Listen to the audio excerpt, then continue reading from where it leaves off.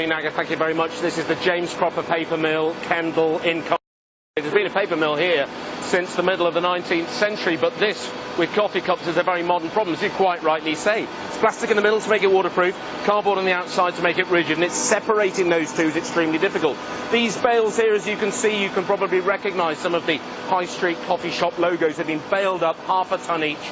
They're pulped up, they're put into a giant machine at the end there, and they come through on all of these rollers, all the way through to make this wonderfully vivid paper. This will now go on for packaging. It'll also go on to be envelopes as well. But this is one of the only 2 sites in the UK that does this process. And what the Committee of MPs, the Environmental Audit Committee, is saying is that it wants to see a 25p levy on a single-use cup of coffee to enable to get money back into the system to pay for stuff like this. Let's see where some of this goes and why it's such an issue.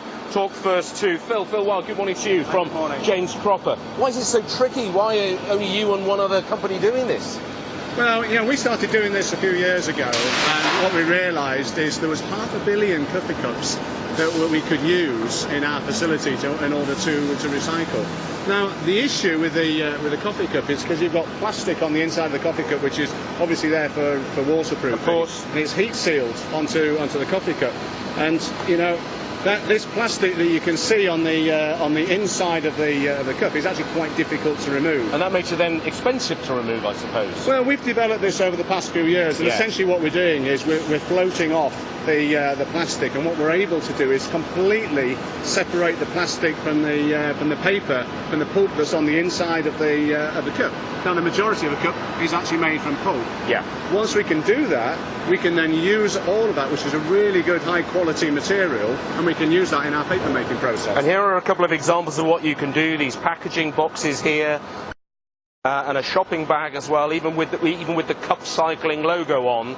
I mean, how many cups go into making something like that? So this is a bag that we do for Selfridges. They've been using our cup cycling process. So in every bag, there's one coffee cup that goes into each of the bags now for that product.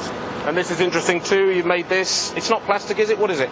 So this is actually a replacement for single-use plastic. So in here, for example, you can put a cell phone and it's to replace vacuum-formed plastic. And again, made out of coffee cup, completely recyclable. All right, fantastic. Gavin Ellis is also here with us from Hubbub, the environmental charity. You're behind a lot of the campaigning that's been going on. You had those giant coffee cups that we saw in Manchester and in London that people could make sure their coffee cups were properly disposed of. What's the big issue? We know about the technology of trying to separate it, but what's going wrong on a wider scale?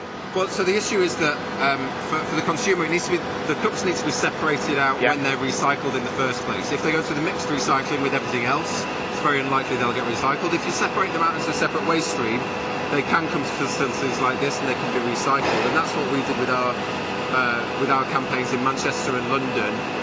In London, we launched in April. Between April and the end of 2017, we've recycled 4 million cups just in the square mile. So just in that 1 square mile. So it can be done. It can be done, and I think that it proves that if it's communicated well and if the right facilities are provided for people, the public are willing to recycle their cups, but we have to give them the facilities to do so. But nobody's going to vote for an extra 25p on their skinny macchiato venti every Monday morning, are they? Well, I doubt it's going to be a popular choice with customers if that's what does happen. What we're doing is we're going to be doing a number of trials in some Starbucks stores, 20 to 25 Starbucks stores in London, and we're going to be testing adding a levy and seeing how customers respond and doing a quite comprehensive behaviour change study to understand it and what will consumers respond to. All right, gentlemen, thank you very much indeed. Whenever we talk about recycling on the programme, whether it's plastics in the oceans, whatever it might be, it comes down to very often industry change, government change, also consumer behaviour, as Gavin was just saying. You can contact us on this issue and on lots others as well. Send us pictures, send us your videos on our WhatsApp number. Let me give it to you. I think it's on the screen. 07990 998 866. 07990 998 866. All terms and conditions are also on the BBC Breakfast Facebook page. Lots more from us. If you're watching this actually on the train or whatever, on your mobile, drinking a cup of coffee, have a think about what you're going to do with it when you've finished. Back to you.